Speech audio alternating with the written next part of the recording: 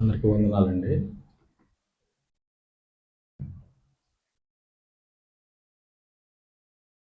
దేవుడిని అంగీకరించినాక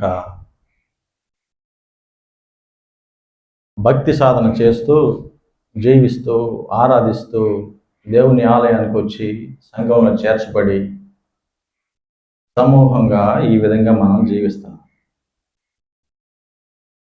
అయితే దేవుని సంఘములో మనుషులు ఏ విధంగా పరివర్తన చెందుతారు, దేవునిలో ఏ విధంగా ఫలిస్తారు, దేవునికి ఎటువంటి అనుకూలమైనటువంటి జీవనము సాగిస్తారు. కొన్ని సందర్భాల్లో కొంతమంది దేవుళ్ళ నుంచి ఏ విధంగా వెళ్ళిపోతారో దేవుడు స్పష్టంగా తెలియచేశాడు.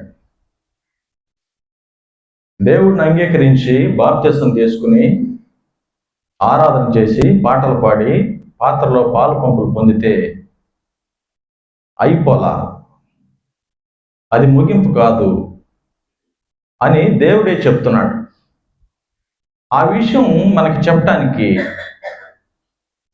దేవుడు కొన్ని సంఘాలని మన ముందు ఉంచాడు. కొన్ని సంఘాలు సాదృశ్యంగా చూయిస్తున్నారు. పలానా సంఘంలో విశ్వాసులు ఈ విధంగా జీవిస్తున్నారయ్యా, దేవునిలో నుంచి తొలగిపోయారు బాబు, సంఘము సరిగా లేదయ్యా. కొన్ని సంఘాలు పేదరికాన్ని అనుభవిస్తున్నాయి. కొన్ని సంఘాలు వ్యాధులు బాధలు ఎంతో లేమిడితో ఉన్నవి. అవి నాకు అనుకూలంగా ఉన్నాయి.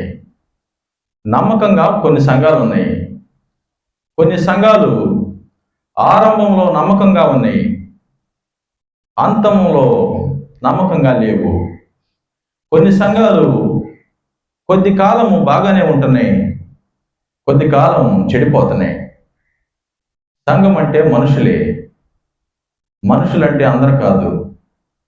దేవుని అంగీకరించిన దేవుని సమాజమే సంఘం. దేవుణ్ణి అంగీకరించినాక కొంతమంది దాన్ని కొనసాగించలేరు. అందుకే మనం కొంతమందిని అక్క కొంచెం రండి దేవుణ్ణి తెలుసుకోండి అంటే వారు ఏమంటారండి? వారు అనుమతించరు. టైం ఉంది, నేను వస్తాను, టైం ఉంది, నేను చూస్తాను, ఇంకా నా సమయం ఇంకా రాలేదు అని మనకి చెప్తారు. ఎందుకంటే సమాజంలో ఒకలాంటి అవగాహన, అభిప్రాయం ఉంది. ఆ అభిప్రాయం ఏమిటంటే దేవుడి దగ్గరికి వెళ్తే సరిగా బ్రతకాలి అన్నటువంటి అభిప్రాయం ఉంది. అది వాస్తవం కూడా. దేవుని దగ్గరకు వస్తే పరిశుద్ధంగా జీవించాల్సిందే. అందుకని లోకంలో ఎవరికైనా చెప్తే చర్చికి రండయ్యా, దేవుడు నమ్ముకోండి అయ్యా అని చెప్తే ఏమంటారండి? మన మాట ఆలకించరు. ఎందుకంటే వారికి తెలుసు పరిశుద్ధంగా జీవించాలి, జీవించకపోతే నేను దేవుడితో ఎందుకు అని వారికి తెలుసు. అందుకనే సంఘానికి రాలేరు.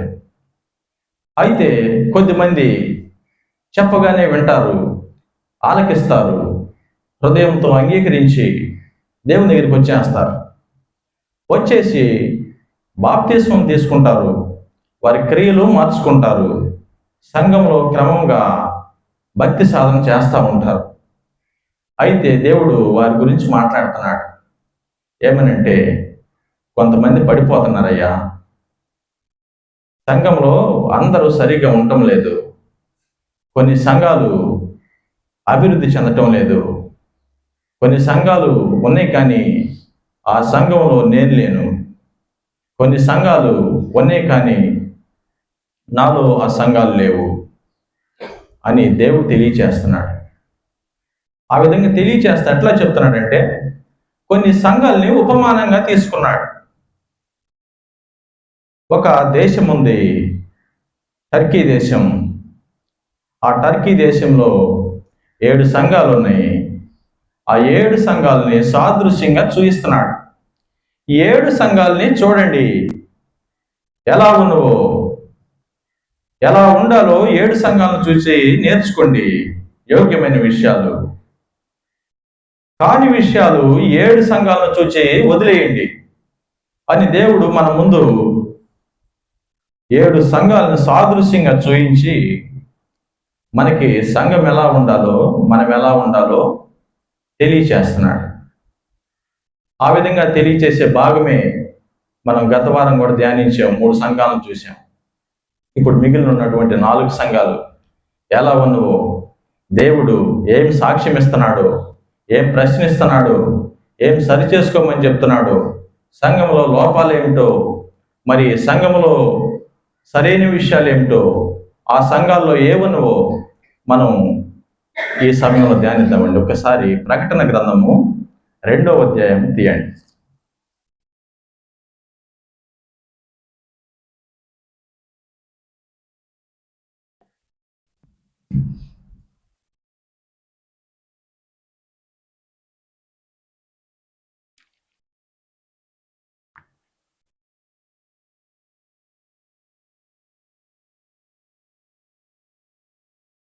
గత వారం మనం ఎఫెసీ సంఘం గురించి, స్ముర్నా సంఘం గురించి, పెర్గమా సంఘం గురించి ధ్యానించాం. ఇప్పుడు మిగిలినటువంటి 4 సంఘాలు ఎలా ఉన్నాయో ఒకసారి చూద్దామండి. తుయతైరా సంఘం, నేను చదువుతానేనండి. నీ క్రియలను, నీ ప్రేమను, నీ విశ్వాసమును, నీ పరిచర్యను, నీ సహనమును నేను ఎరుగుదును. నీ మొదటి క్రియల కన్నా నీ కడపటి క్రియలు మరి ఎక్కువైనవని ఎరుగుదును. అయినను నీ మీద తప్పు ఒకటి నేను మోపవలసి ఉన్నది. ఏమనగా, తాను ప్రవక్తనని చెప్పుకొనుచున్న యజబలిన స్త్రీని నీవు ఉండనిచ్చుచున్నావు. జారత్వం చేయుటకును, విగ్రహములకు బలి ఇచ్చిన వాటిని తినుటకును అది నా దాసులకు బోధించుచు వారిని మోసపరచుచూ ఉన్నది.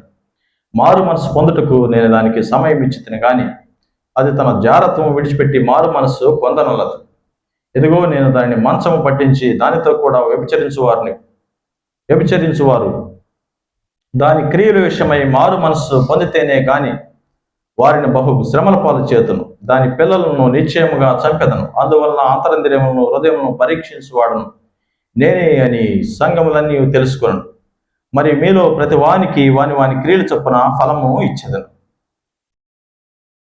అయితే తుయతైరాలో కడమవారైన మీతో, అనగా ఈ బోధన అంగీకరింపక సాతాను యొక్క గూఢమైన సంగతులను ఎరుగుమని చెప్పుకున్న వారందరితో నేను చెప్తున్నది ఏమనగా, మీ పైన మరి ఏ భారమును పెట్టను.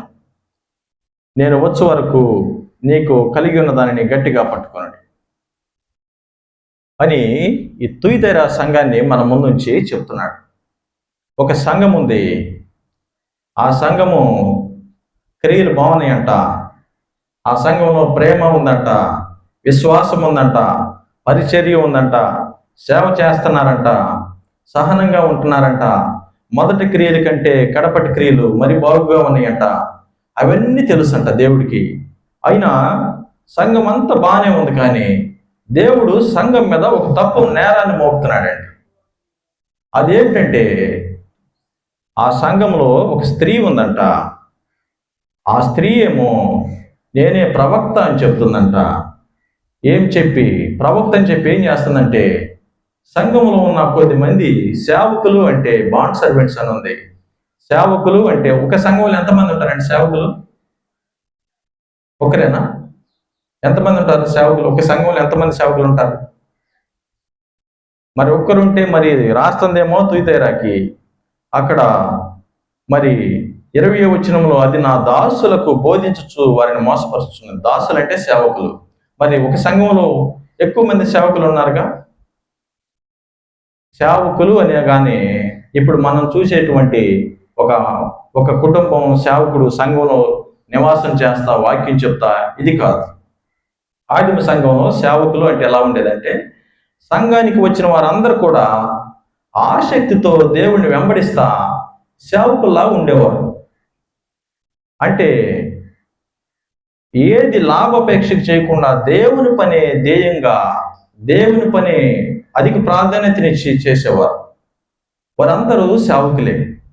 సేవకులు అంటే మీరు, నేను, మనందరం కూడా సేవకులమే. ఈ సేవకులనంట మోసం చేస్తుందంట ఒక స్త్రీ. ఏమని మోసం చేస్తుంది? ఏమని చేస్తుందండి? జారత్వం జరిగిస్తుందంట. మరి విగ్రహాలకు అర్పించిన వాటిని తినమని చెప్తుందంట. అట్లా చెప్పి మోసగిస్తుందంట. వీరెందుకు మోసపోతున్నారు? సంఘం ఎందుకు మోసపోతుందంటే, నేను ప్రవక్త అని చెప్తుందంట. ప్రవక్త అంటే ఏమిటండి? ప్రవక్త అంటే ఏమిటి? ప్రవచించేవారిని ప్రవక్త అంటారు. ప్రవచించటం అంటే ఏమిటి? ప్రవచించటం అంటే ఏంటండి? ప్రవచించటం అంటే జరగబోయే విషయాల్ని దేవుని ద్వారా తెలియచేయటం.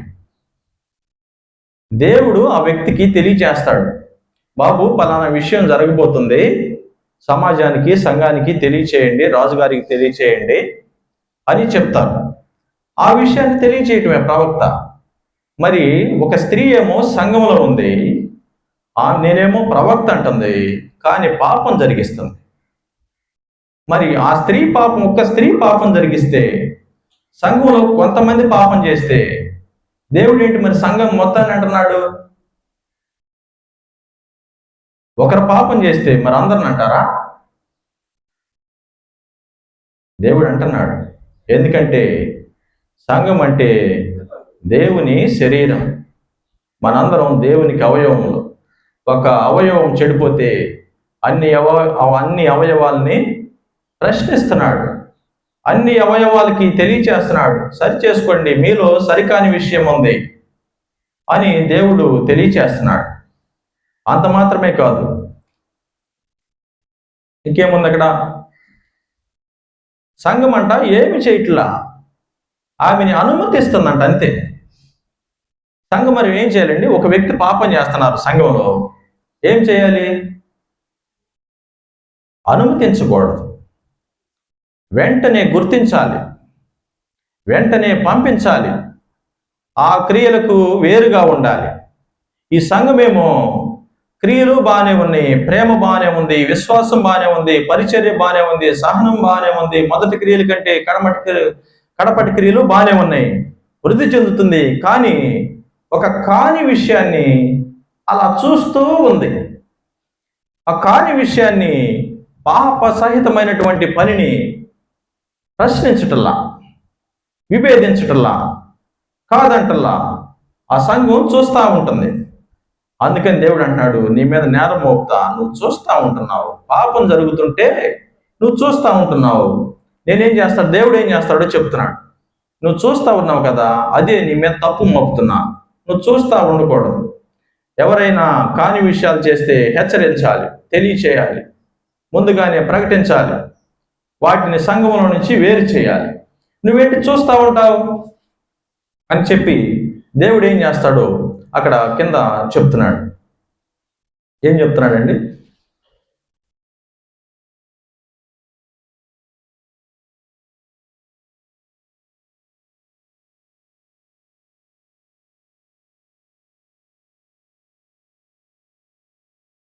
మారు మనస్సు పొందటానికి దానికి సమయం ఇచ్చితిని కానీ మారు మనస్సు పొందాలన్న ఆశ లేనందున అది మారు మనస్సు పొందకున్నది. సంఘంలో ప్రవక్త అని చెప్పే ఒక స్త్రీ ఉంది, ఆమెకి సమయం ఇస్తున్నాడంట. పాపం చేస్తుంది, సంఘాన్ని చెరిపివేస్తుంది. అమ్మ మారు, అమ్మ నా వైపు తిరుగు, దేవుడితో ఉండు అని సమయం ఇస్తున్నాడంట. దేవుడు చూస్తా ఉన్నాడు, సహనం కలిగి సమయం ఇస్తా ఉన్నాడు. ఆమెకి ఎలా ఉందండి? ఆమెకి ఎలా ఉంది? మారు మనసు పొందాలన్న ఆశ కూడా లేదంట. అసలు సంఘములో చేర్చబడ్డారంటే మారు మనసు పొందితేనే కదా. ఇప్పుడు ప్రవక్తని చెప్పాలంటే, సమాజం నమ్మాలంటే దేవుడిని అంగీకరించాలా, మరి బాప్తిసం తీసుకోవాలా, మరి ఆరాధన చేయాలా, పాటలు పాడాలా, ప్రార్థన చేయాలా, సహవాసంలో నిలిచి ఉండాలా, మరి ఇవన్నీ ఉంటేనే కదా ప్రవక్తను ఎలా నమ్ముతారు? మోసం చేయాలంటే ఈ లక్షణాలు ఉండాలి కదా. ఈ లక్షణాలు ఏమో ఉన్నాయి, ఆరాధన ఏమో చేస్తున్నారు, బలలో పాలు పంపులు పొందుతున్నారు, కానీ క్రియలేమో దేవునికి వేరుగా ఉన్నాయి. దేవుడేమో చూస్తున్నాడు, చూసి సమయం ఇస్తున్నాడు, కానీ ఆమెకంట మనస్సులో ఆశ కూడా లేదంట. పాపం చేస్తే చేశారు, కాని విషయాలు ఉంటే ఉన్నాయి. దేవుడేమో సమయం ఇస్తే ఏం చేస్తున్నారు? మనస్సే లేదంట, హృదయంలో ఆశే లేదంట, దేవుని వైపు తిరుగుదామన్న కోరికే లేదంట. అందుకని మారు మనసు పొందట్లా.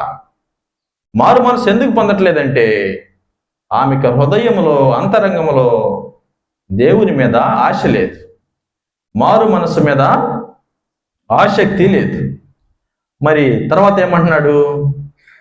జాగ్రత్తగా ఆలకించండి, దానిని మంచం పట్టిస్తా, దానితో వ్యభిచరించు వారు మనస్సులతో మారు మనస్సు పొందకపోతే మానసికంగా భౌతికంగా క్షోభకు వేదనకు తీసుకువస్తా, గురి చేస్తాడంట.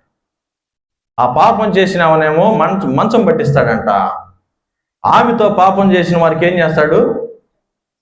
ఎట్లా? మానసికంగా నెమ్మది ఉండదంట, హృదయంలో నెమ్మది ఉండదు. 2, భౌతికంగా ఈ దేహానికి వేదన దేవుడే కలుగు చేస్తాడంట. దేవుని మందిరంలోకి వచ్చి రక్షింపబడినట్టు ఉండి జీవితం మారకపోతే, ఇష్టానికి బ్రతికితే దేవుడు ఏం చేస్తాడండి? ముందు సమయం ఇస్తాడు. మార్చుకుంటావా? మార్చుకోకపోతే మంచం పట్టిస్తా అంటున్నాడు. కింద ఇంకా విషయాలు రాశాడు. దాని తర్వాత ఏం చేస్తాడు? దాని అనుచరులను అంటు వ్యాధితో సంహరిస్తా. దాని పిల్లలు అంటే ఆమెను అనుసరించేవారండి. పిల్లలు అంటే ఆమెను అనుసరించేవారు. సంఘములో ఎవరైనా కాని వారు ఉంటే, కాని విషయాలు బోధిస్తుంటే సహజంగానే ఎవరైనా కొద్ది మాటలు వింటూ ఉంటారు. మాటలు చాలా స్వీట్గా ఉంటాయి, ఎవరి మాటలైనా. మరి వారిని అనుసరించే జీవితము సరిలేని వారిని అనుసరించే వారికి ఏమిస్తాడంట? అంటు వ్యాధులు ఇస్తాడంట. భయంకరమైన అంటు వ్యాధులు వస్తాయంట. అప్పుడు అంతరంద్రియములను హృదయములను పరీక్షించువాడను నేనే అని అన్ని సంఘాలు తెలుసుకుంటాయంట. ఈ విషయమేమో ఒక సంఘంలో జరిగింది, తుయితైరా సంఘంలో. నేను ఈ విధంగా చేస్తా, సమయం ఇస్తున్నా, మారు మనసు పొందు, లేకపోతే నేను మంచం పట్టిస్తా, నీకు వ్యాధి కలుగు చేస్తా, మానసిక క్షోభకు గురి చేస్తా, తర్వాత సంహరిస్తా. అప్పుడు మిగిలిన సంఘాలు, చుట్టుపక్కల వాళ్ళ సంఘాలు చూస్తారంట. ఏమని? అయ్యో, వీరి క్రియలు సరిగా లేనందువల్ల ఎట్లాంటి శ్రమలు వచ్చినాయి, ఎట్లాంటి వ్యాధి బాధలు వచ్చినాయి, వీరి గతి ఏమిటి ఇలా అయ్యింది, దేవుణ్ణి నమ్ముకుని ఆరాధించి సంఘంలో చేర్చబడి ఇలా అయింది ఏమిటని మిగిలిన సంఘాలన్నీ చూసి తెలుసుకుంటాయంట. ఏమని? పైన దేవుడు ఉన్నాడు. అందుకే మానవులు కూడా సహజంగా అంటారు, అన్ని దేవుడు చూస్తున్నాడండి, దేవుడే చూసుకుంటాడండి. ప్రతి దానికి ఏం చేస్తాం? దేవుడు ఉన్నాడు కదా, న్యాయం చేస్తాడు, దేవుడు ఉన్నాడు కదా, సహించడలేండి, తగిన సమయంలో ఏదో చెప్తాడు అని మనం కూడా అంటాం సహజంగా మానవులు. దేవుడు కూడా అదే అంటున్నాడు. మనుషులందరూ ఒకనాడు చూచి, ఆమె గతి చూచి అంటారంట, దేవుడు ఉన్నాడు, లోపలేముందో అందరి హృదయాలని చూస్తున్నాడు. ఏమనుంది అక్కడ? అంతరంద్రియములను హృదయములను పరీక్షించువాడు ఒకడు ఉన్నాడండి, చూస్తున్నాడు, ప్రతిఫలం ఇచ్చాడు అంటారంట. అంతరంద్రియములు హృదయములు అంటే అంతరంగంలో ఆలోచనలు, అంతరంగంలో ఉద్దేశాలు. నాకైనా మీకైనా హృదయంలో ఎట్లాంటి ఆలోచనలు ఉన్నాయి, ఎట్లాంటి ఉద్దేశాలు ఉన్నాయి, ఎవరు చూడటం లేదని మనం అనుకోకూడదు. దేవుడే చూస్తున్నాడు, చూచి వాటికి ఏం చేయాలో అవి చేస్తున్నాడు అని ఇక్కడ రాయబడి ఉంది. ఇంకా తర్వాత ఏమనుంది చూద్దామండి.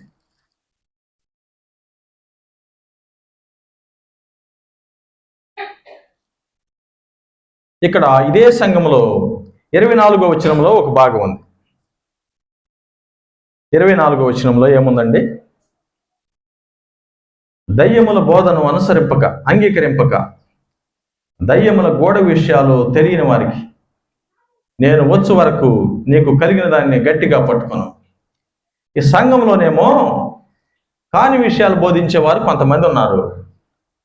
మరి సంఘంలో పామరులు కూడా ఉంటారు. చదువు లేని వారు, వాక్యం తెలియని వారు, వాక్యం చదవని వారు, వాక్యం చదవలేని వారు, వాక్యం అర్థం కాని వారు కొంతమంది ఉంటారు సంఘంలో. చాలామందికి, నాకు కూడా చాలా విషయాలు అర్థం కావు. సంఘంలో చాలామంది ఉంటారు. అయితే వారి గురించి ఏం చెప్తున్నాడంటే, వీరేమో ఒక గ్రూప్ ఉంది, వీరేమో దయ్యముల బోధని అంగీకరించట్లా, అంటే కాని విషయాలు చేయటల్లా, కాని విషయాల్ని అంగీకరించట్లా. మరి అసలు సత్యం ఏంటో కూడా తెలియదు, అసలు దేవుడు ఏం చెప్తున్నాడో తెలియదు. కానీ అపవాది క్రియలు మాత్రం గుర్తిస్తున్నారు. అయ్యో ఇది పాపం కదా, ఇది కాని విషయం కదా, ఇది చేయతగినది కదా అని వారికి తెలుసు. కానీ దేవుని వాక్యము అంతగా తెలియదు. అట్లాంటి మనుషులు కూడా ఉన్నారు తుయితైర సంఘంలో. వారిని ఏమంటాడంటే, బాబు నీకు కలిగిన దానిని గట్టిగా పట్టుకుని నేను వస్తున్నా, సంఘాన్ని తీసుకెళ్తా, నువ్వు నమ్మకంగా ఉన్నారు, నీకు వాక్యం తెలియదు కానీ నమ్మకంగానే బ్రతుకుతున్నావు, నీ హృదయం నా ఎదుట సరిగానే ఉన్నది, నువ్వు అంతము వరకు నీకు కలిగిన దాన్ని గట్టిగా పట్టుకొని చెప్తున్నాడు. మరి ఈ యొక్క సంఘం నుంచి మనం ఏం తెలుసుకోవాలండి? సంఘంలో కాని విషయాలు, జరిగే విషయాలు చాలా ఉంటాయి. అది మన సంఘమైన ప్రవక్తలుగా పిలువబడేవారు చాలామంది ఉన్నారు. మీకు ఒక విషయం చెప్తాను. గత ఒక 5-6 months బ్యాక్ ఆ 2 రాష్ట్రాల్లో ఎలక్షన్స్ జరిగినాయి. మన తెలుగు రాష్ట్రాల్లో ఎలక్షన్ జరిగితే కొంతమంది పాస్టర్స్, అంటే మన సంఘం కాదులేండి, కొంతమంది సేవకులుగా పిలువబడేవారు ప్రవచించారు. ఏమని ప్రవచించారు?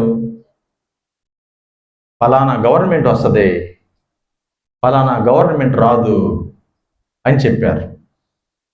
కానీ ఆ చెప్పే ముందు ఏం చెప్పారంటే, ఇది దేవుడే చెప్తున్నాడు, నేను దేవుని సేవకుడిని, నేను ప్రవచిస్తున్నాను, దేవుని సన్నిధిలో నుంచి చెప్తున్నాను అని చెప్పాడు. చూస్తే అసలు అతను చెప్పినవే జరగల. ఇక్కడ ఏదో గవర్నమెంట్ వస్తుందంటే ఇంకో గవర్నమెంట్ వచ్చింది, అక్కడ ఏదో గవర్నమెంట్ వస్తుందంటే అక్కడ వేరే ఏదో వచ్చింది, మరి జరగల. మరి ఇప్పుడు ఆ సేవకుడిని, ఆ ప్రవక్తని ఏమనాలండి? ప్రవచించాడా, ప్రసవించాడా? నాకేమో అసలు ఏంటర్ పాస్టర్ గారు ప్రసవించాడు అనుకుంటా. నేను పెద్ద పేరు మోసిన పాస్టరు, టీవీలన్నీ పగిలిపోతున్నాయి, ఓ జనాలందరూ వెళ్తున్నారు, మరేమో ఆయన ఏమన్నా ప్రసవించాడు. ప్రసవించడానికి ప్రవచించడానికి భేదం ఉందండి. నేను ముందుగానే చెప్పాను, ప్రవచించడం అంటే దేవుడు చెప్పింది చేయటమే, పోస్ట్ మ్యాన్ పని. ప్రవక్త అంటే గొప్ప వ్యక్తి కాదు. దేవుడి ముందు ఏ మనిషి, ఏ సేవకుడు, ఏ ప్రవక్త, ఏ బోధకుడు, ఏ అపోస్తలుడు కూడా మనిషి. కానీ అతిశయించడానికి వీల్లేదు. మరి పోస్ట్ మ్యాన్ పని చేయాలా ప్రవక్త గారంటే? ఎవరైనా కానీ దేవుడు ఘనంగానే ఎంచుతాడు. ఎవరినైనా ప్రవక్తలుగా ఉన్నవారిని మనం తగ్గు చేసి మాట్లాడాలన్న ఉద్దేశం నాకు కాదు. మరి నాకు అర్థమైంది ఏంటంటే, ప్రవక్త అంటే పోస్ట్ మ్యాన్ పని అనమాట. పోస్ట్ మ్యాన్ ఏం చేస్తాడండి? జీతం తీసుకుని లెటర్స్ తీసుకొచ్చి ఏ అడ్రస్ అయితే ఆ అడ్రస్కి ఇస్తాడు, అంతే కదా. ఈ ప్రవక్త ఏం చేస్తాడండి? దేవుని సంఘం పోషిస్తే ఆహారం తిని దేవుడు ఏదైనా చెప్పమంటే సంఘానికి చెప్తాడు, అంతే కదా. మరి అతను ప్రవక్తనని చెప్పాడు, మరి ప్రవచించాడు, మరి అదేమో కాదు. ప్రసవించటం అంటే మనకు తెలుసు, ఏం లేదు, కడుపులో ఉన్న బేబీ బయటికి రావటమే ప్రసవించటం. దానికి ఏం దేవుడు రెవల్యూషన్ ఏం అవసరంలా, ప్రత్యక్షత ఏం అవసరంలా, దేవుడు ఇచ్చేది కాదు అది. కడుపులో ఏది ఉంటే అది బయటకు వస్తే ప్రసవించటం. దేవుడు చెప్పింది చేయటమేమో ప్రవచించటం. మరి సంఘానికి తెలియట్లేదంట తుయితైరా సంఘానికి. ఆమె రసవేస్తుందో ప్రవచిస్తుందో తెలియట్లా, ఆమె క్రియలు ఏం చెప్తుందో తెలియట్లా. మరి గుడ్డిగా నమ్మారు, మరి గ్రహించకుండా ఆమె క్రియలు జరిగించారు. పర్యవసనం ఏమైందండి? మానసికంగా క్షోభ అనుభవిస్తున్నారు, హృదయంలో నెమ్మది లేదు. ఇంకా భౌతికంగా దేహానికి బలహీనతలు వస్తున్నాయి. ఇవన్నీ దేవుడు చెప్పాడు. ఇట్లాంటివి వచ్చినప్పుడు బయట సంఘాలు చూసి తెలుసుకుంటారంట. మన సంఘం లోపల మనం కాదు, బయట సంఘాలు చూసి ఫలానా సంఘంలో ఫలానా విధంగా జరిగింది, దేవుడు అన్ని విషయాలు చూస్తున్నాడండి, మానవ హృదయం దేవునికి తెలియనిది కాదండి అని చూస్తారంట. ఇప్పుడు ఈ సంఘం నుంచి మనం ఏం తెలుసుకోవాలంటే, సంఘంలో ఎవరైనా అవ్వచ్చు, బోధించేవారు, ప్రవక్తలు, పరిచారికులు, సేవకులు ఎవరైనా అవ్వచ్చు, సంఘంలో ఏదైనా కాని విషయం బోధిస్తున్నారేమో మనం గ్రహించాలి. అపోస్తల కార్యాలు 17వ అధ్యాయంలో ఒక మాట చెప్పబడి ఉంది. ఏమనుందండి అక్కడ? ఒకసారి చూడండి. అపోస్తల కార్యాలు 17వ అధ్యాయం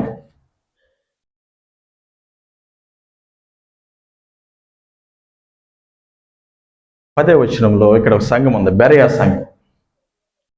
ఆసక్తితో వాక్యమును అంగీకరించి పౌలును శీలయు చెప్పిన సంగతులు అలాగున్నవో లేవో అని ప్రతి దినమును లేఖనములు పరిశోధించుచు వచ్చింది. దీని అర్థం ఏమిటండి? ఒక సంఘం ఉంది, ఆ సంఘంలో సేవకుడేమో వాక్యం బోధిస్తున్నాడు. ఆ సంఘస్థులంట వాక్యం అసలు సరిగా చెప్తున్నాడా లేదా, అసలు దేవుడు లేఖనాలే చెప్తున్నాడా, లేదా కాని విషయాలు ఇంకా లోక విషయాలు ఏమైనా చెప్తున్నాడా అని ఏం చేస్తున్నారండి? ఏం చేస్తున్నారు వారు? బెరయా సంఘం ఏం చేస్తుందండి? ఆసక్తితో వాక్యమును అంగీకరించారు, పరిశోధిస్తున్నారంట. సేవకుడు చెప్పిన వాక్యం ఏమో వింటున్నారు, లేఖనాలు ఏమన్నా చూస్తున్నారంట. ఏంటి, సరిగ్గా చెప్పాడా లేదా? ఎప్పుడు చూస్తున్నారు? ప్రతిదినము చూస్తున్నారంట. మనమేమంటాం? అసలు భోజనం ఉడికిందో లేదో కొంచెం పట్టుకుంటే చాలు అని అంటాం కదా. అది ఇక్కడ వర్తించదు.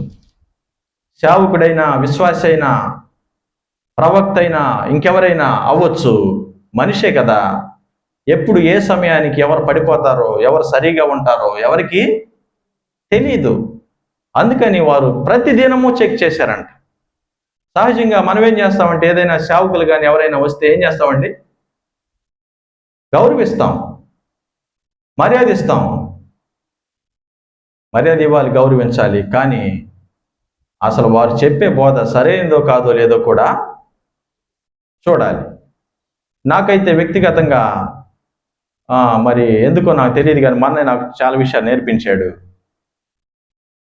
నేనైతే ఎవరిని సహించలేను. అది నన్నైనా కానీ తప్పైతే ఒప్పుకోవటమే, కాని విషయం అయితే ఒప్పుకుని విడిచిపెట్టడమే, లేకపోతే ప్రశ్నించటమే. గొప్పవాడు అవ్వచ్చు. కొంతమందిని నేను మన సహవాసంలో కూడా నేను చూస్తూ ఉంటాను, సేవకుల్ని. అసలేమిటో నేను వచ్చి మా అమ్మతో కూడా అంటూ ఉంటాను, ఏంటమ్మా వాళ్ళు ఇట్లా, అసలు ఏంటైనా అసలు ఆయనకి ఏ లక్షణాలు ఉన్నాయి సేవకుడేనంటే, అయ్యా బాబు మనకెందుకయ్యా వాళ్ళ సేవకులు, నువ్వు మాట్లాడుకనేది. నేనైతే విపరీతంగా తిట్టేవాడిని. అసలు ఏదైనా పని చేసుకోవచ్చు కదా, జీవనం చేయొచ్చు కదా, దేవుడిని అడ్డం పెట్టుకుని బతకాలా, దేవుడిని అడ్డం పెట్టుకుని భోజనం చేయాలా, అసలు ఇలా బ్రతకటం అవసరమా అని నేనైతే విపరీతంగా దూషించేవాడిని. మరి ఎందుకంటే అది సహించలేనితనం. నీతిగా బతకాలన్న ఆశ నీలో ఉంటే ప్రశ్నిస్తాం. దేవుని వాక్యం మనకు తెలిస్తే సరిగా చూసి సరిచేస్తాం. మనకే తెలియకపోతే ఏం చేస్తామండి? మనకే తెలియకపోతే మనం కూడా వారిని అనుసరిస్తాం. ఈ తుయితైరా సంఘం నుంచి మనం చూసి ఏం నేర్చుకోవాలంటే, సంఘంలో బోధించే విషయాలు సరిగా ఉంటున్నావో లేదో, ఎక్కడైనా దేవుని వాక్యం మనం వినేది సరిగా ఉంటుందో లేదో, వారు సరైన వారో కాదో, వారి క్రియలు సరైనవో కావో ఒకసారి గమనించాలి. బెరయా సంఘం లాగా ప్రతిదినము వాక్యాన్ని పరిశీలించాలి. ఆ విధంగా ఉంటే ఏమవుతుందండి? ఏమవుతుంది? సరిగా ఉంటే దేవుడు ఏం చేస్తున్నాడు? మీలో సరిగా ఉన్నవారు కూడా ఉన్నారు, అంతము వరకు నేను వచ్చేంత వరకు గట్టిగా పట్టుకోండి అయ్యా, మీరు జారిపోవద్దు, సంఘంలో నుంచి వేరైపోవద్దు, క్రీస్తులో నుంచి వేరైపోవద్దు, మీకు కలిగిన దాన్ని గట్టిగా పట్టుకోండి అని దేవుడు చెప్తున్నాడు. రెండో విషయం, తర్వాత సంఘం ఏంటండి?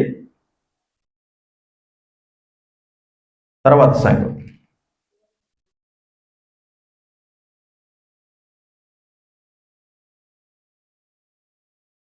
సార్దీస్ సంఘం.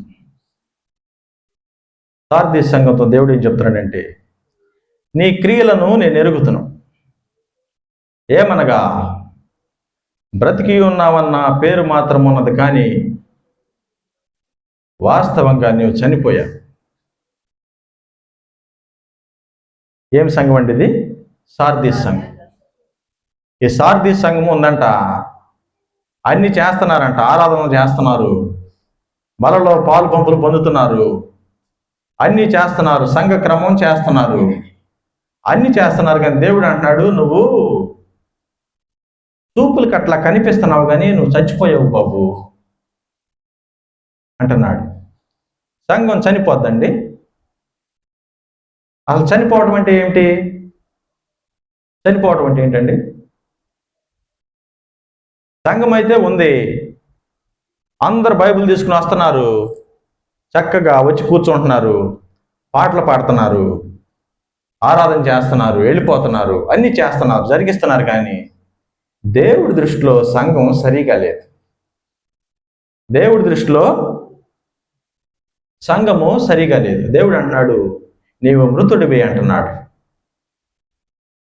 మరి దేవుడి దృష్టిలో ఒక సంఘము సరిలేకపోతే దేవుడు ఏం చేయాలో చెప్తున్నాడు. సంఘము, సార్దీస్ సంఘము సరిలేదు. సరిలేనప్పుడు దేవుడు దాన్ని సరి చేస్తున్నాడు, సంఘాన్ని సరి చేస్తున్నాడు. ఏమని సరి చేస్తున్నాడు? మేల్కో, బలము పొందు, చావునై ఉన్న నీ క్రియలను గట్టిగా పట్టుకొను. సంఘముగా ఏర్పడిన తర్వాత సంఘానికి కొన్ని క్రియలు ఉంటాయి, నీతి క్రియలు ఉంటాయి, పరిశుద్ధ జీవితం, దేవుడు ఆశించిన క్రియలు, దేవుడు ఉపదేశించిన క్రియలు సంఘంలో ఉంటాయి. ఆ సంఘంలో ఉన్న క్రియల వరకు వెళ్ళిపోతున్నాయి అంట. మనుషులు మాత్రం అలానే ఉన్నారు. మనుషులు అలానే ఉన్నారు కానీ క్రియలేమో సరిలేవంట. మరి ఆ క్రియలు ఏమంటున్నాడంటే, ఒక్కసారి మేలుకో బాబు, ఒక్కసారి బలం తెచ్చుకో, నువ్వు చనిపోయినట్టున్నావు, ఒక్కసారి మేల్కొని బలం తెచ్చుకొని ఏమంటున్నాడు? నీ క్రియలు మిగిలినవి కూడా జారిపోకుండా ఉన్నట్లు గట్టిగా పట్టుకో అంటున్నాడు. ఇక ఇంకేం చెప్తున్నాడంటే, నీకు ఒక విషయం అందింది. సార్దీసు సంఘంతో దేవుడు చెప్తున్నాడు, నీకు ఒక విషయం అందింది, ఆ విషయాన్ని నువ్వు విన్నావు. ఆ విన్నది ఏమిటంటే దేవుని వాక్యము. ఆ వాక్యాన్ని జ్ఞాపకం చేసుకో, ఒకసారి మదిలోకి తెచ్చుకుని జ్ఞాపకం చేసుకుని హృదయంలోనికి తీసుకో. హృదయంలోనికి తీసుకుని దాన్ని భద్రపరచు, దాన్ని భద్రపరిచి దానికి విధేయత చూయించు, దానికి విధేయత చూయించి మారు మనసు పొందు. సంఘం చనిపోతే దేవుడు చెప్తున్నాడు, నీకు ఆల్రెడీ వాక్యోపదేశం ఇచ్చాను కదా, నీ దగ్గరికి ఒక విషయం వచ్చింది, ఒక శుభవార్త వచ్చింది, దేవుని కూర్చున్నటువంటి ఒక వార్త నీ దగ్గరకు వచ్చింది. ఆ విషయాన్ని నువ్వు చెవులతో విన్నావు. నువ్వు విన్న వాక్యం ఏం కాదు బాబు, అది దేవుని వాక్యమే. ఆ దేవుని వాక్యాన్ని ఒక్కసారి మదిలోకి తెచ్చుకుని జ్ఞాపకం చేసుకో. జ్ఞాపకం చేసుకుని ఏం చేయాలంటండి? జ్ఞాపకం చేసుకుని హృదయంలోనికి తీసుకోవాలంట. గుర్తు చేసుకోవాలి, హృదయంలోనికి తీసుకోవాలి, దాన్ని భద్రపరచాలి, తర్వాత దానికి విధేయత చూపించాలి. విధేయత చూపించి మారు మనసు పొందు అంటున్నాడు సంఘాన్ని. అంతకుముందు చెప్పాం మనం, అసలు మారు మనసు పొందితేనే కదా సంఘమైంది. సంఘమైనాక మళ్ళీ మారు మనసు పోయిందంట, మళ్ళీ సువార్తను మర్చిపోయాడంట, మళ్ళీ ఏం అంగీకరించాడో అసలు గుర్తుకే లేదంట, అసలు హృదయంలో కూడా లేదంట, అసలు దాన్ని భద్రపరచుకోలేదంట, దానికి విధేయత చూపించలేదంట. కానీ ఇవన్నీ ఒకసారి చేశాడు. మొదటిగా నేనైనా మీరైనా ఏం చేస్తామండి? దేవుని విషయం వచ్చింది, విన్నాము, అది దేవుని వాక్యం అని అర్థమైంది, దాన్ని జ్ఞాపకం చేసుకున్నాము, హృదయంలోనికి తీసుకున్నాము, భద్రపరిచాము, విధేయత చూపించాము, మారు మనసు పొందాము, ఇక నాకు బాప్తిస్మం ఇవ్వండి అని చేతులు ఎత్తాము. మరి బాప్తిస్మం తీసుకున్నాం, సంఘంలోకి వచ్చాం, మరలా ఆరాధన చేస్తున్నాం, బలలో పాలు పంపులు పొందుతున్నాం. మరలా ఈ సార్ది సంఘమేమో మళ్ళీ మర్చిపోయిందంట. ఈ బాప్తిస్మం మర్చిపోయింది, దేవుని రక్షణ మర్చిపోయింది, దేవుని వాక్యం లేదు, హృదయంలోనే లేదు, గుర్తుకు కూడా లేదంట, అసలు భద్రపరచుకోలేదు, విధేయత చూపించలేదు అంటున్నాడు. మరలా ఒకసారి పడిపోయావు, చనిపోయావు, నువ్వు బ్రతికున్నట్లు అట్లా ఉన్నావు, కానీ నువ్వు సరిగా లేవు. సార్దీసు,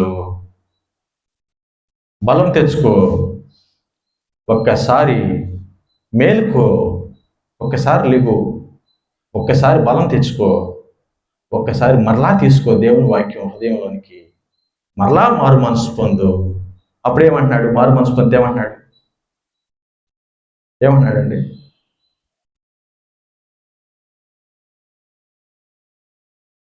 నీవు మేల్కొనని ఎడల నేను దొంగ వలె వచ్చేదను, ఏ గడియను నీ మీదకి వచ్చేదనో నీకు తెలియనే తెలియదు.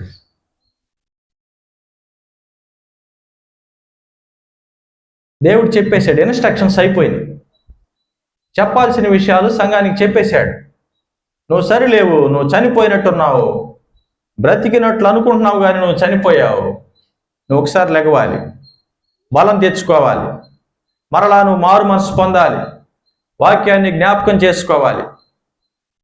ఒకవేళ అలా చేయకపోతే నువ్వెప్పుడు చనిపోతావో నీకు తెలీదు, నేను ఎప్పుడు వస్తానో కూడా నీకు తెలీదు. అప్పుడేమవుతుందండి? విడవ పడతాడు. విడవ పడితే ఏమవుతుందండి?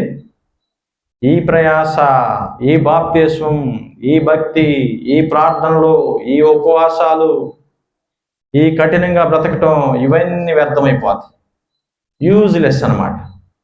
అక్కడ చెప్తున్నాడు దేవుడు, ఇవన్నీ వ్యర్థం కాకుండా ఉండాలంటే మరలా నువ్వు పడిపోయావు, ఒకసారి లేవు, బలం తెచ్చుకుని మారు మనసు పొందు అంటున్నాడు. మరి ఎవరైనా బాప్తిస్మం తీసుకోకుండా, దేవుడిని అంగీకరించకుండా బయట మన సహోదరులు కొంతమంది ఉంటారు, వారికి చెప్తే ఇదే, అయ్యా కొంచెం నేను సరి చేసుకోవాలి, కాని విషయాలు నాలో ఉన్నాయి, నేను నా బ్రతుకు సరిలేదని నా అంతరంగానికి తెలుసు, అందుకని నేను రాలేకపోతున్నానయ్యా అని కొంతమంది చెప్పగలుగుతారు. కొంతమంది ఏమో ఆ విషయాన్ని చెప్పరు, కానీ వాళ్ళ హృదయంలో ఉండేది అదే, ఏదో చిన్న చిన్న బలహీనతలు ఉంటాయి. మనిషి అన్నాక ఏదో ఒక చిన్న చిన్న వ్యసనాలు, కొన్ని మానుకోలేని విషయాలు మనుషులకు ఉంటాయి. ఉంటే వారు బయటికి చెప్పలేరు, కానీ అసహనాన్ని తెలియచేస్తారు, మీకంటే మేమే బాగున్నామంటారు. ఎందుకంటారండి? వాళ్ళకి తెలుసు మనం పడిపోయామని, దేవుడికి తెలుసు మనం పడిపోయామని. దేవుడేమో సంఘంతో చెప్తున్నాడు, అయ్యా నువ్వు చనిపోయావు, పడిపోయావు, లెగవరా, మారు మనసు పొందరా అని దేవుడు చెప్తున్నాడు. లోకస్తులకు కూడా తెలుస్తుంది మనం పడిపోతున్నాం. లోకస్తులు కూడా చూస్తున్నారు. బాప్తిస్మం తీసుకొని వారికి, లోకంలో ఉన్న వారికి, దేవుడి దగ్గరికి రాని వారికి, దేవుడిని అంగీకరించిన వారికి కూడా అర్థమవుతుంది మనం పడిపోతున్నామని. అందుకని మనం చెప్తే ఏమంటున్నారు? మనం చూసి నవ్వుతారు, లేకపోతే సమాధానం చెప్పరు, లేకపోతే ఇంకా కొంచెం మొఖాన్ని మాట్లాడేవాళ్ళు అయితే మీకంటే మేమే బాగున్నాం, ముందు మీ క్రియలు సరి చేసుకోండి అని మనకే చెప్తారు. మరి సంఘం పడిపోతున్న విషయం, సంఘం సరిలేని విషయం ఆకాశమందు ఉన్నటువంటి దేవుడికి చూస్తున్నాడు, దేవుడికి తెలుసు. మరి దేవుడితో సంబంధం లేని సమాజం కూడా చూస్తుంది, వారికి తెలుస్తుంది. మరి సార్దీసు సంఘం అలాగుంది. తర్వాత ఏం చెప్తున్నాడంటే, తమ ప్రవర్తన చెడిపోని, మలినం కాని, పాపంతో కలవని కొందరు సార్దీసులో ఉన్నారు. వారు అర్హులు కనుక తెల్లని వస్త్రము ధరించుకుని నాతో కూడా సంచరించారు. ఇట్లా చనిపోయినట్లు ఉన్న సంఘంలో కొంతమంది అర్హులు కూడా ఉన్నారంట. మనం ఒక విషయాన్ని గమనించవచ్చు. ఈ 7 సంఘాల్లో ప్రతి సంఘంలో కూడా దేవునికి ప్రీతికరమైనటువంటి మనుషులు ఉన్నారు, దేవుడికి నమ్మకంగా జీవించేవారు ఉన్నారు. సంఘంలోనే ఉంటూ మరి దేవుడు మెచ్చని మనుషులు ఉన్నారు. దేవుడు ఇద్దరి గురించి చెప్తున్నాడు. సంఘం సరలేకపోతే దేవుడికి ఏ పక్షపాతం లేదండి. దేవుడికి ఎవరైనా ఒకటే. దేవుడు ఏం చెప్తున్నాడంటే, సంఘానికి సరిలేనప్పుడు నువ్వు సరిలేవు బాబు, సరి చేసుకో అని చెప్తున్నాడు. సరిగా ఉంటే నువ్వు సరిగానే ఉన్నావు, నీకు ఫలం ఇస్తా, నీకు ప్రతిఫలం ఇస్తా, నువ్వు నాతో కూడా ఉంటావు, నా రాజ్యంలో స్థానం ఇస్తా, నా సింహాసనంలో భాగం ఇస్తా, ధైర్యంగా బ్రతుకు అని చెప్తున్నాడు. మరి ఈ సార్దీసు సంఘం నుంచి మనం ఏం తెలుసుకోవాలండి? సార్దీసు సంఘం మనకు ఉపమానంగా చెప్పబడింది.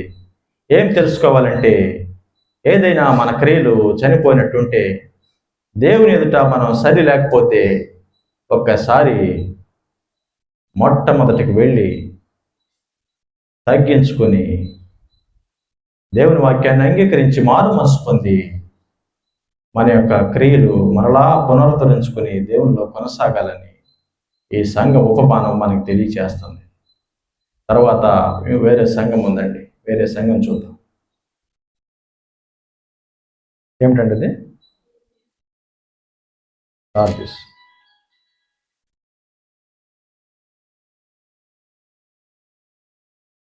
తర్వాత ఫిలదెల్ఫియా. ఈ ఫిలదెల్ఫియా సంఘం గురించి దేవుడు చెప్తున్నాడు. పెద్దగా ఏం చెప్పట్లా. ఏం చెప్తున్నాడంటే, నీ క్రియలు నేను ఎరుగుదును, నీకున్న శక్తి కొంచెమైనను వాక్యమును అనుసరించి నన్ను విడిచిపెట్టలేదు. నేను ప్రేమించానని క్రైస్తవులు కాని క్రైస్తవులకు తెలియచేస్తాను.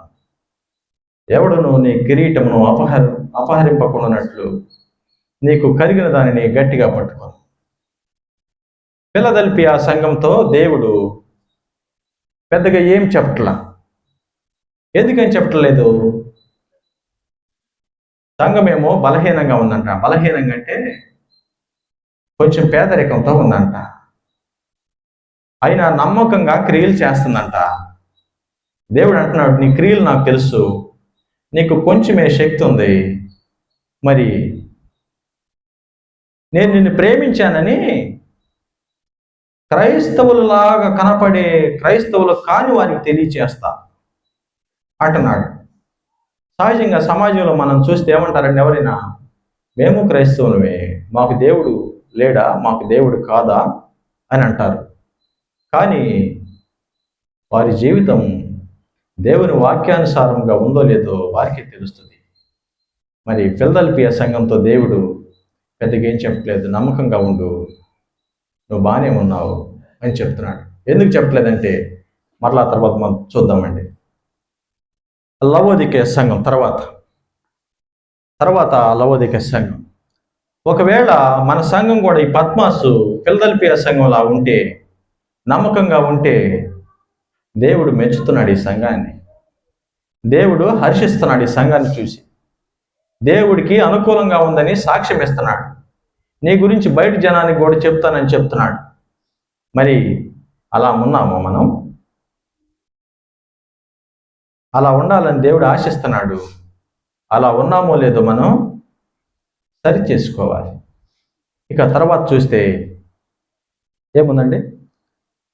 తర్వాత ఏముందండి? ఏముంది చివరిగా? లవోదికయ సంఘం. ఇది 7వ సంఘమా? ఇది 7వ సంఘం, లవోదికయ సంఘం. దీని గురించి ఏం చెప్తున్నాడు? నీవు చల్లగానైనను వెచ్చగానైనను లేవు. నీవు చల్లగానైనను వెచ్చగానైనను ఉండిన మేలు, కానీ నీవు నులివెచ్చగా ఉన్నావు కనుక. ఏమనుంది అక్కడ? ఆ మాట మీరు చదవాలి.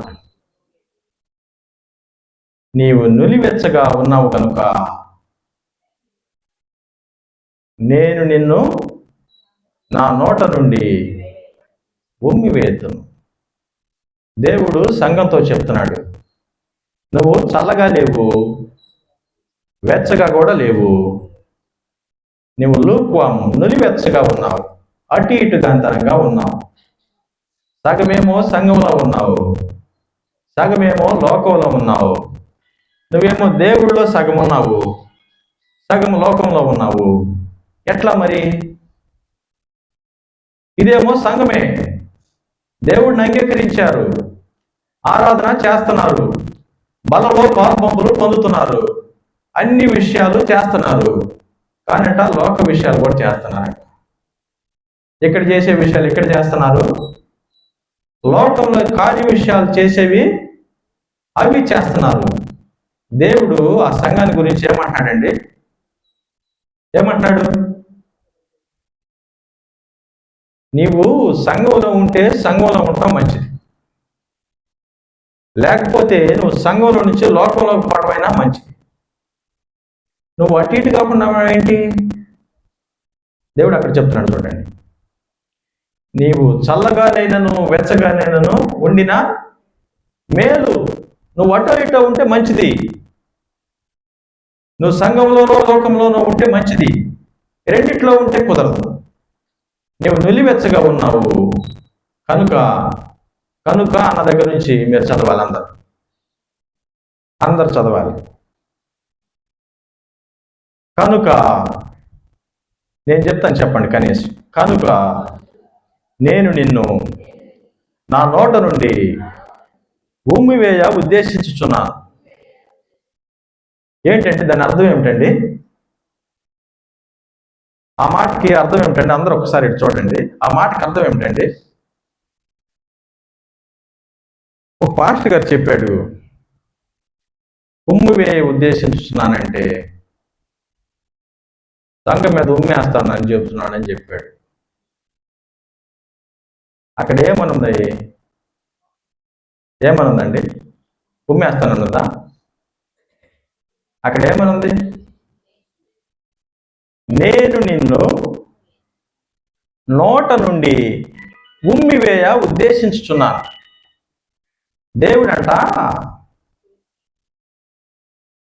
అనుకుంటున్నాడంట హృదయంలో, మనకు కూడా కంటి ముందు ఏదైనా పనికిరాని వస్తువు కానీ ఏదైనా ఉంటే ఏం చేస్తామండి? చూసి చూసి దాన్ని ఆలోచిస్తున్నా, తీసేయాలి, పడేయాలి అని అంటారా? అట్లాగే దేవుడు కూడా సంఘం అంట నులివెచ్చగా ఉందంట, ఆలోచిస్తున్నాడంట, ఉద్దేశం కలిగి ఉన్నాడంట. ఏదైనా ఒక విషయం మనం అడిగితే ఉద్దేశం ఉందండి, ఇంకా ఒక నిర్ణయం తీసుకోలేదు, అట్లాంటి ఉద్దేశం ఉంది. ఏదైనా ఒక విషయం అది అంట కదా, అలా చేస్తున్నారంట కదా, మరి అట్లా అంట కదా అంటే ఏదన్నా మీరు ఫలానా పని చేస్తున్నారంట కదా అని ఎవరైనా అడిగారు అనుకోండి, లేదా ఏదైనా ఒక మ్యారేజ్ చేయడానికి రెడీ చేశారు, ఎవరికో ఒక విషయం తెలిసింది, ఆ మ్యారేజ్ అంట కదండి అని అన్నారు అనుకోండి, ఏమంటారండి? ఇంకా లేదండి, అట్లా ఉద్దేశం కలిగి ఉన్నాం అంటారు. అంటే ఏంటి? రెడీగా ఉన్నామని దాని అర్థం. దేనికి రెడీగా ఉన్నారు ఇక్కడ? దేవుడు ఉమ్మివేయటానికి కాదు, సంఘాన్ని ఉమ్మివేయటం అంటే సంఘము దేవుని దేహం అయితే సంఘమునకు శిరస్సు దేవుడు. మరి ఈ సంఘము దేవునిలోనే ఉందంట, సంఘం మీద ఉమ్మేయటం కాదు. ఈ సంఘము దేవునిలో ఉంది. దేవుడు సంఘము కలిసి ఉన్నాయి. నోట్లో ఉమ్ము ఎలా ఉంటుందండి? దేహంలో భాగం కదా. ఏమంటారు? సెలైవా, స్పిట్టా? ఏమంటారండి?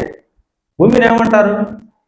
నోట్లో ఉన్న ఉమ్ము దేహంలో భాగం కదా. ఆహారం అరగటానికి పనిచేయదా? మరి దుర్వాసన రాకుండా ఉండటానికి ఉమ్మి ఉపయోగపడదా? ఉమ్మిని ఎందుకు అట్లా దేవుడు చేశాడండి? ఎందుకది? అది దేహంలో భాగం. ఉమ్మి అనేది దేహంలో భాగం. మరి దాన్ని ఏమంటున్నాడు? మనం ఏం చేస్తాం? అది పనికి రానప్పుడు, కానీ ఏదైనా అనారోగ్యం వచ్చినప్పుడు ఉమ్మి వేస్తాం. అది దేహంలో ఉండనేకూడదు. ఏదైనా కోల్డ్ ఎఫెక్ట్ అయితే, కాఫ్ అటాక్ అయితే ఏం చేస్తారండి? అందరూ మీరు ఏం చేస్తాం? ఉమ్మి వేస్తాం. కానీ ఏది మన దేహంలో ఉండటానికి మనం ఇష్టపడతామా? ఇష్టపడం కదా. ఉమ్మి వేస్తాం కదా. ఉమ్మి వేయటం అంటే ఉమ్మిని ఉయ్యటం కాదు, అక్కడ బయటికి పడవేయటం అని అర్థం. వామిటింగ్ అనమాట. అంటే బయటికి త్రోసి వేస్తారని అర్థం. దేవుడు ఏమంటున్నాడంటే, నిన్ను నేను బయటికి వదిలేస్తా. ఉమ్మి ఊసారనుకోండి, దాన్ని ఎవరైనా వెనక్కి తీసుకుంటారా? అసలు దాని వైపు చూస్తారు ఎవరన్నా? మీరు గట్టిగా ఊసారండి, ఆరోగ్యం బాగాక, దాని వైపు చూస్తారా? ఏం చేస్తారు? దాని మీద ఇసుకేస్తారు, లేకపోతే వాష్ చేస్తారు వాటర్తో. దాన్ని చూడటానికి కూడా ఇష్టపడతారు ఎవరన్నా? ఎందుకు? అప్పటి వరకు అది నోట్లో ఉన్నదే, అప్పటి వరకు నీలో భాగమే, అప్పటి వరకు నిన్ను సంరక్షించి నీతో ఉంది. కానీ నువ్వు కాదనుకున్నావు, అది మేలు చేయట్లా, అది సరిలేదు. అప్పుడు ఏం చేస్తాం? ఉమ్మి వేస్తాం. ఉమ్మి వేస్తే దాని వైపు చూడము, దానిని తిరిగి తీసుకోము. అది దేనికి పనికిరాదు, అది చూడటానికే అసహ్యం. ఇంకా దాన్ని తీసుకోవటం ఎలా? దేవుడు అంటున్నాడు, లవోదికయ సంఘంతో చెప్తున్నాడు, నీవు నిలువెచ్చగా ఉన్నావు కాబట్టి ఉమ్మి వేస్తా. నిన్ను ఉమ్మి వేస్తా అంటే నాలో నుంచి వేరు చేస్తా, దేవుల్లో నుంచి తీసివేస్తా. ఒక్కొక్కసారి తీసివేస్తే ఇక ఉమ్మి ఊసినాక ఏ విధంగా వెనక్కి తీసుకోవడానికి కుదరదో, ఇక దేవుడు సంఘంలో నుంచి నిన్నైనా నన్నైనా వేరు చేస్తే ఇక ఉమ్మితో సమానం అన్నమాట. మరి ఈ భక్తి ఏమైపోతుందండి? ఈ ప్రయాస ఏమైపోతుందండి? మరి నులివెచ్చగా ఉంటారా? ఇష్టానికి బతుకుతారా?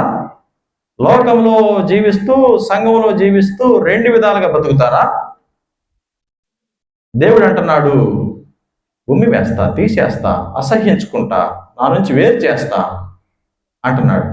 ఇంకా కింద ఏమంటున్నాడు చూడండి,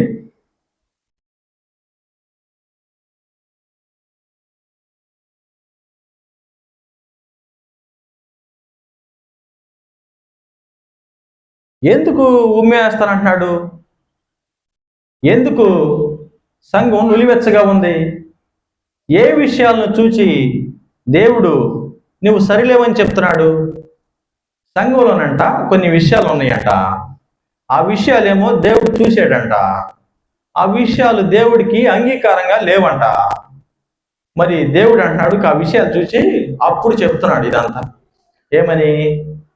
నేను ఉమ్మి వేస్తా, నా నుంచి వేరు చేస్తా, నేను తీర్చివేస్తా, నువ్వు నులివెచ్చగా ఉన్నావు, నువ్వు సరిగా లేవు, అన్ని విషయాలు చెప్తున్నాడు. ఎప్పుడు?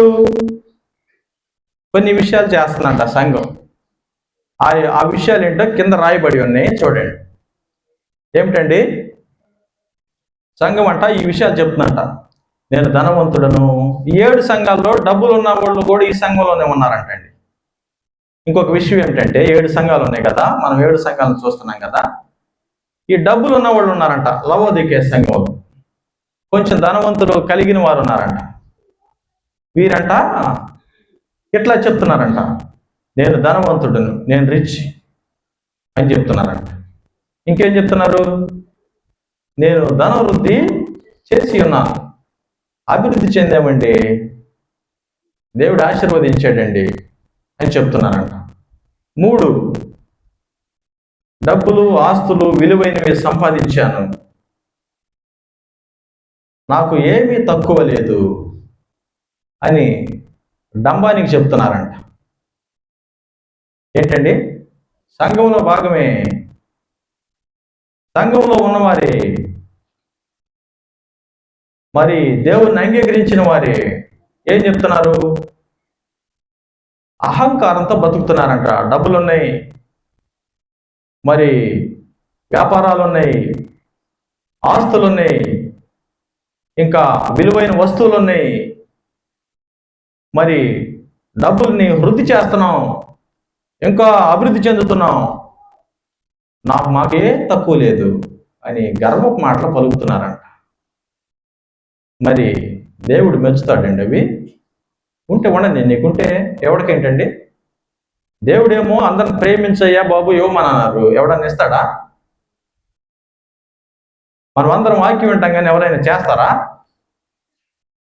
మాటలు చెప్పటానికి చేయటానికి చాలా వ్యత్యాసం ఉంటుందండి. నోటితో ఎవరైనా ప్రేమిస్తారు, తీయని మాటలు ఎవరైనా చెప్తారు. ఏదైనా ఒక విషయం చేయాల్సి వస్తే మన యొక్క అంతరంగం ఏమిటో, మన ప్రేమ ఏమిటో, మన స్వభావం ఏమిటో అర్థమైపోయింది. ఎలా? ఆ సందర్భమే తీసుకొస్తుంది. ఎవరికైనా ఆరోగ్యం బాగోకపోతే సహజంగా మనం ఒక మాట చెప్పగలం, అమ్మ తగ్గుతుందిలే, ప్రేయర్ చేసుకో, నేను కూడా ప్రేయర్ చేస్తా, సంఘంలో ప్రకటిస్తాం, ప్రేయర్ చేస్తారు అని మనం సునాయాసంగా చెప్పగలం.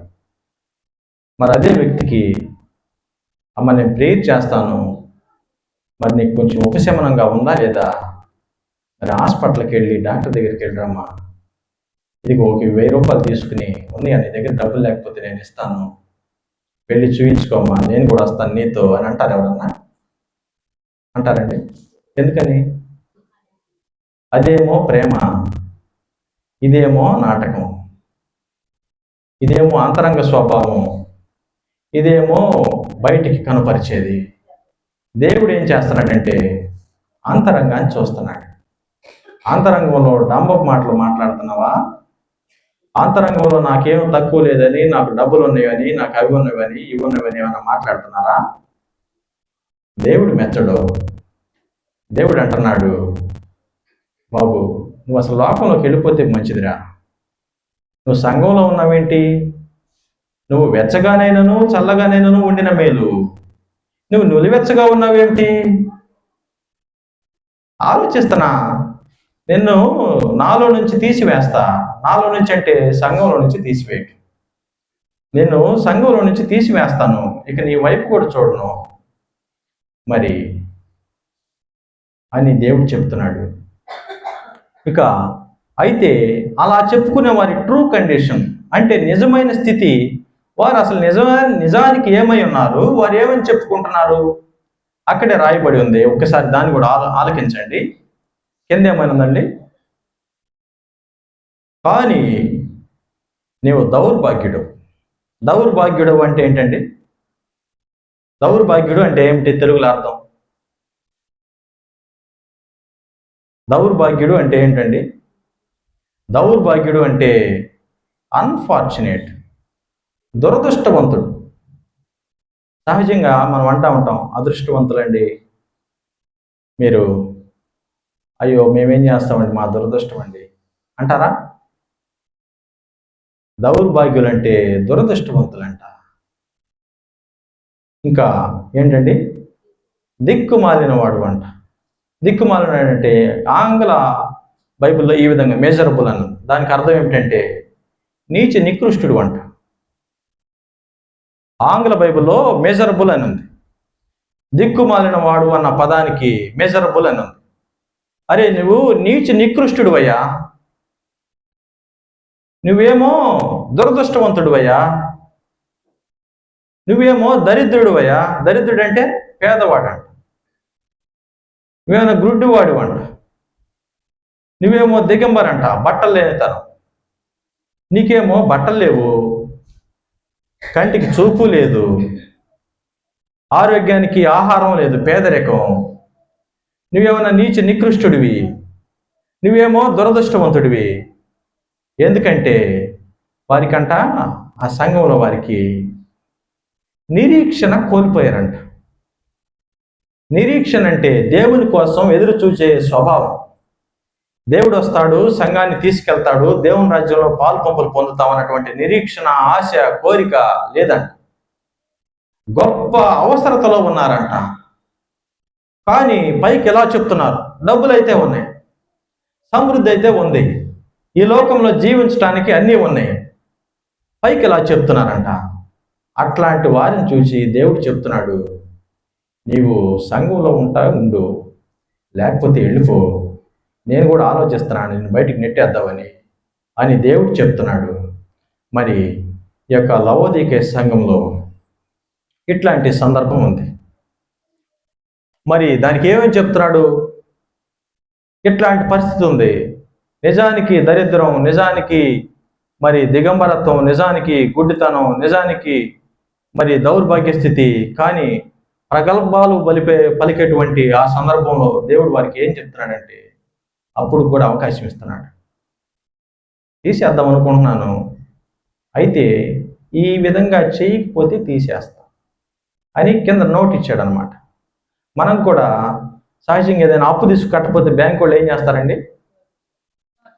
ఏదైనా నేరం చేసి కోర్టుకి వెళ్ళిపోతే ఏం చేస్తారండి?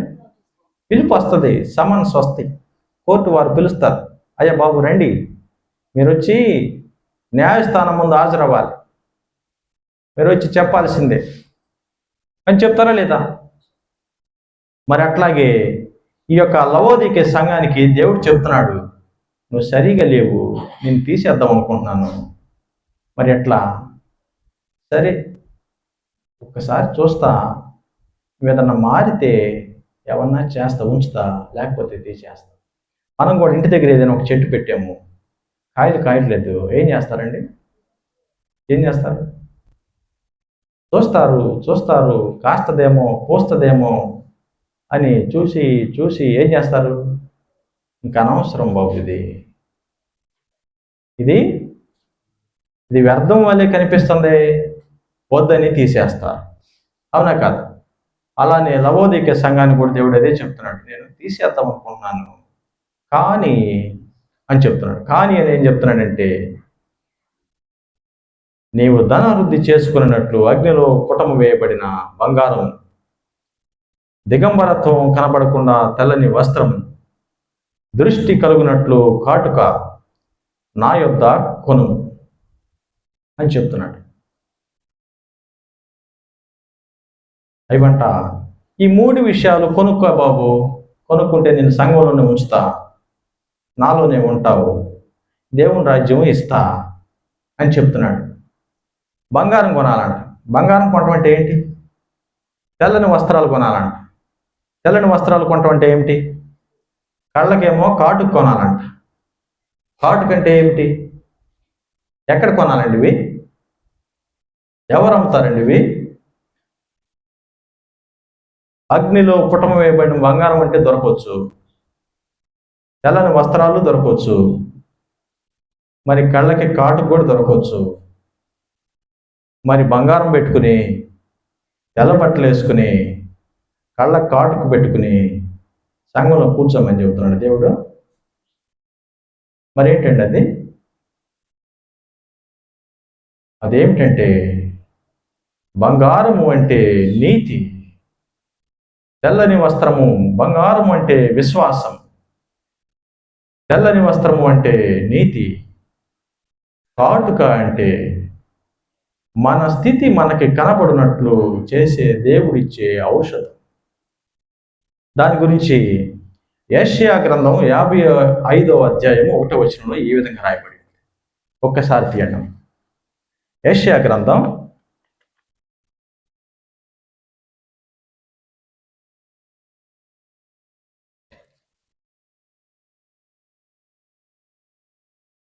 55వ అధ్యాయం 1వ వచనంలో, పిగొనిన వారలారా నీళ్ళ యొద్దకు రండి, రోకలు లేని వారలారా మీరు వచ్చి కొని భోజనము చేయుడి. రండి, రోకలు లేకపోయినను ఏమీ ఇయ్యకయే ద్రాక్ష రసమును పాలను కొనుడి.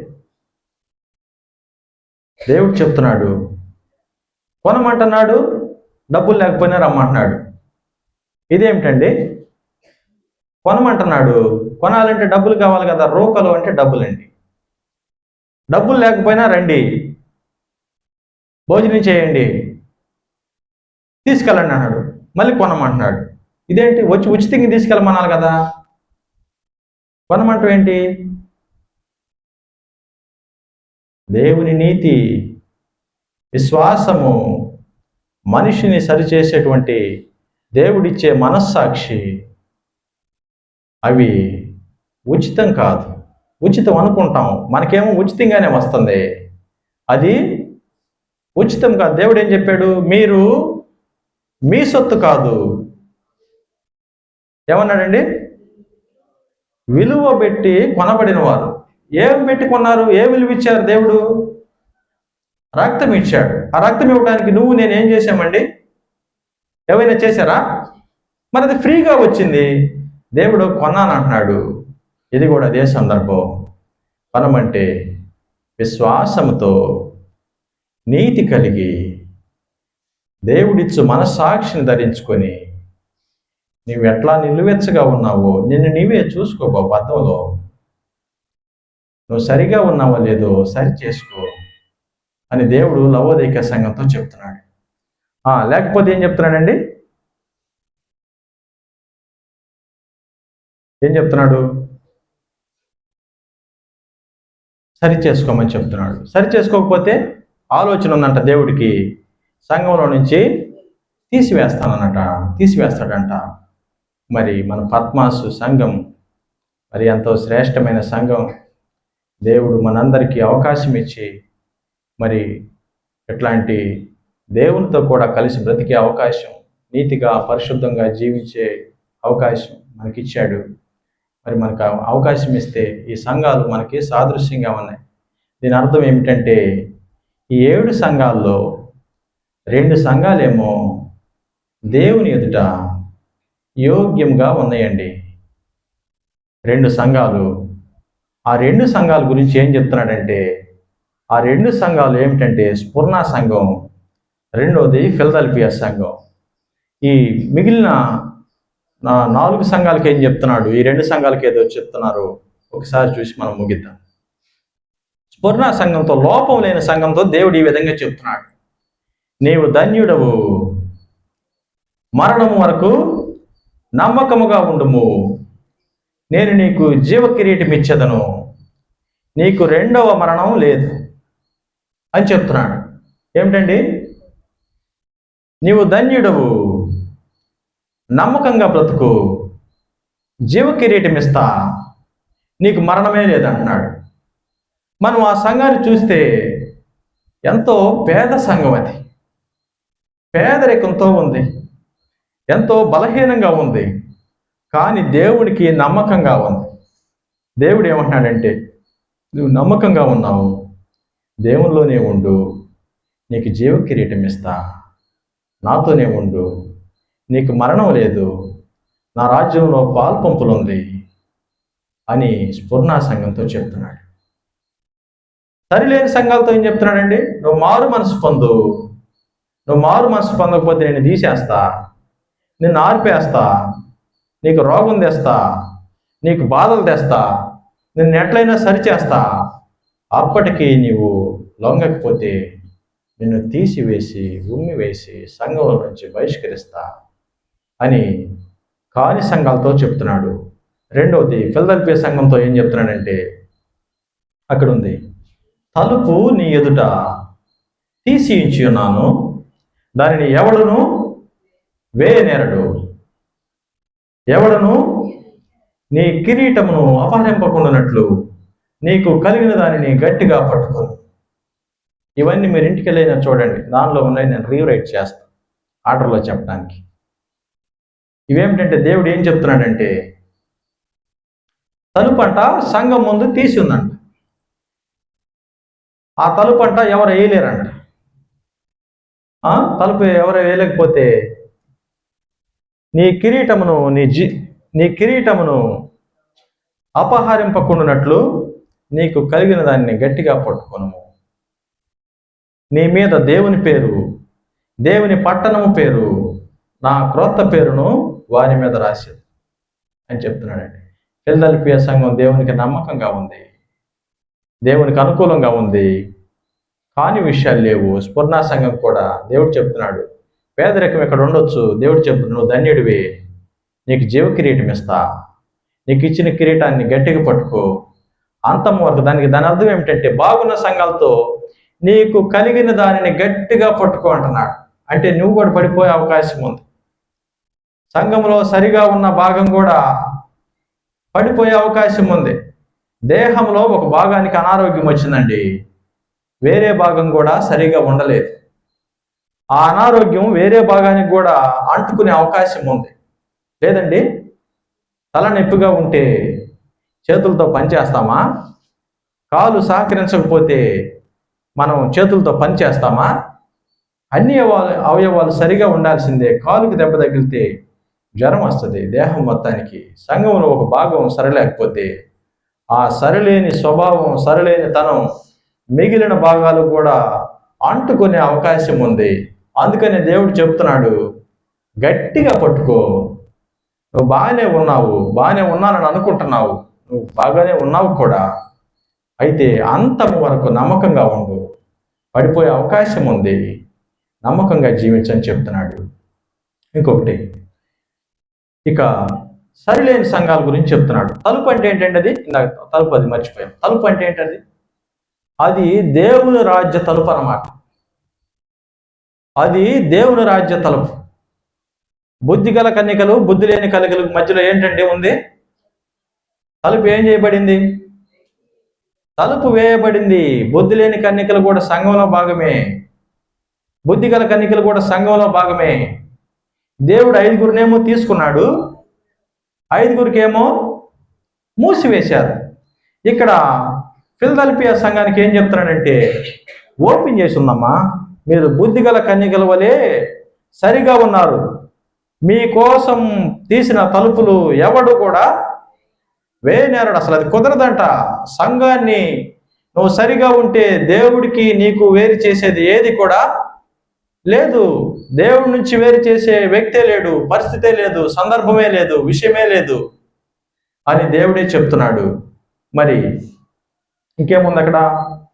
అది దేవుని రాజ్య తలుపు అంట. ఇంకోటి కూడా ఉంది ఇక్కడ. మరి సరిగా లేని సంఘాలు 5 ఉన్నాయి.